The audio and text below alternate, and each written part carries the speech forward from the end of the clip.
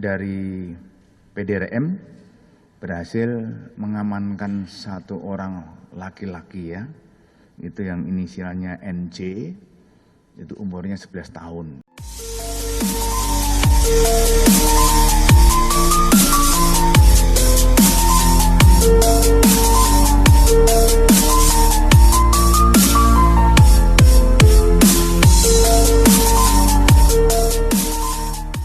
Jadi kemudian berbagai asumsi, kami merasakan bahwa wah ini seperti ini, ada video yang seperti ini, yang benar-benar ini melecehkan negara kita, lagu kebangsaan kita. Kemudian dari Cyber Barreskrim ya, itu tidak tinggal diam, di sana langsung melakukan penyelidikan.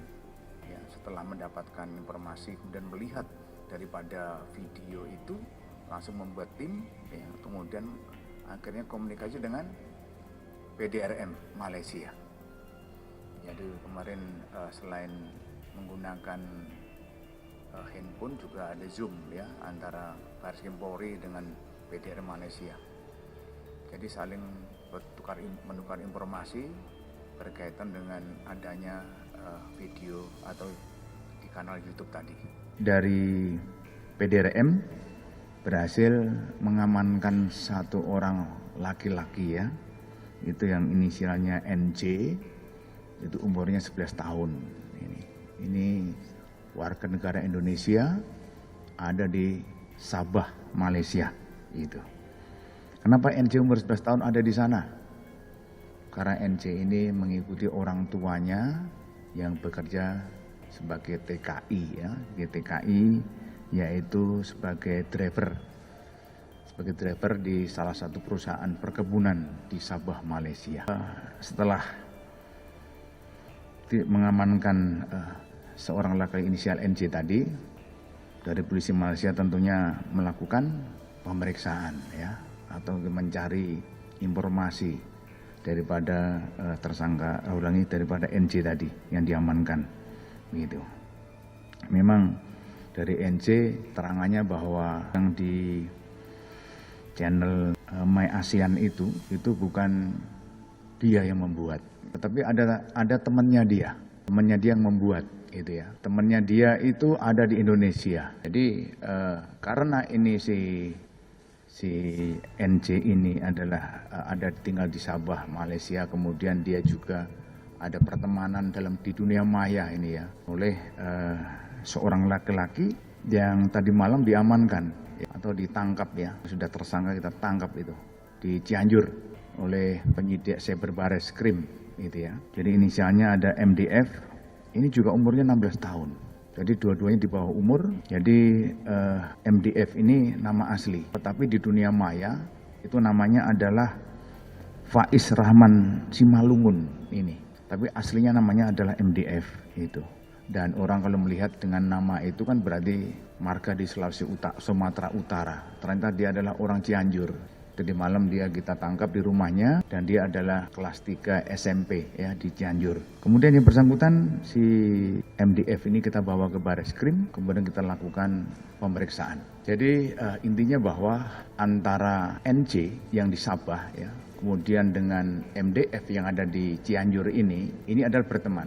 Dia sering komunikasi, marah-marah sering. Kemudian karena MDF ini kemudian membuat di kanal YouTube itu Indonesia Raya Instrumental Parodi dan Lirik Video dengan menggunakan nama NJ. Jadi MDF ini membuat, kemudian juga menggunakan nama NJ, kemudian jadi tag lokasinya di Malaysia, menggunakan nomor Malaysia. Akhirnya kan yang dituduh NJ. Akhirnya NJ marah ini. NJ itu marah sama MDF. Nah, salahnya NJ ini membuat lagi kanal YouTube gitu.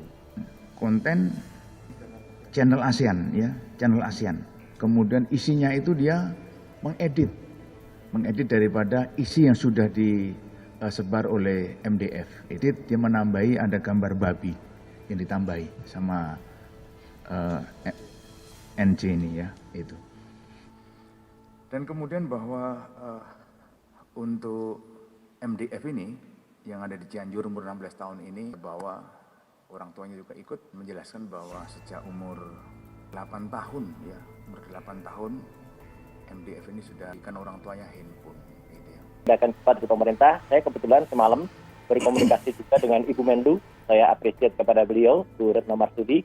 Saya langsung jabat-jabian dengan beliau dan juga mengapresiasi tindakan kawan-kawan saya di Komisi 1 yang akan lanjut ini. Tapi juga Bareskrim, artinya cyber itu juga harus cepat berkomunikasi juga, baik dengan Kominfo di sini atau dengan komunikasi Komisi Komunikasi Multimedia di Malaysia dan disampaikan Mas Dik, itu supaya ini dijalankan. Karena menurut saya ini tidak sulit ya, gitu. Karena akun MyASEAN ini sudah berulang kali ya melakukan hal ini, gitulah. Artinya sudah lama kalau saya cermati. Saya sebenarnya mendownload juga beberapa gambar dan saya serahkan Mbak Tivian, tapi memang gambarnya terlalu beresiko untuk ditayangkan ya gitu, karena pelecehan terhadap Indonesia itu berkali-kali, mulai dari ada gambar singa menerkam burung Garuda, kemudian peta Indonesia dibalik, kemudian ada hal-hal yang lain ya pelecehan terhadap kita itu sudah sering.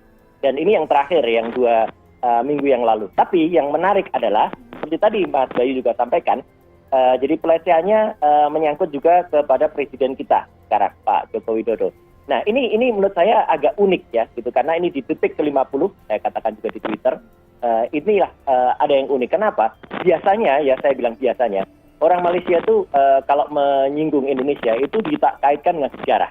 Jadi misalnya melecehkan Bung Karno, ada juga melecehkan Bung Hatta dengan kesukuannya, ya jarang menyangkut langsung presiden yang sedang aktif ya. Jadi kalau dulu zaman Bu Mega, zaman Pak SBY atau zaman Pak Harto itu jarang mereka menyangkut. Tapi kembali kepada sejarah dulu. Jadi mungkin sejarah masa lalu. Nah ini tiba-tiba kok menyangkut presiden sekarang. Nah jadi saya ada kecurigaan ya, perlu di-trace apakah memang pelakunya itu terpapar atau mungkin ada meskipun lokasinya di Malaysia, tapi apakah ada orang Indonesia atau katakanlah dia paham di Indonesia yang kemudian merasuki dia gitu ya. Jadi karena agak aneh. Jadi makanya nanti kalau insya Allah ini segera kena, itu harus kemudian penyidikannya harus kemudian mendalam sampai kepada kenapa dia sampai melecehkan bukan hanya lambang negara kita, burung Garuda Pancasila, bukan hanya lagu kebangsaan kita Indonesia Raya,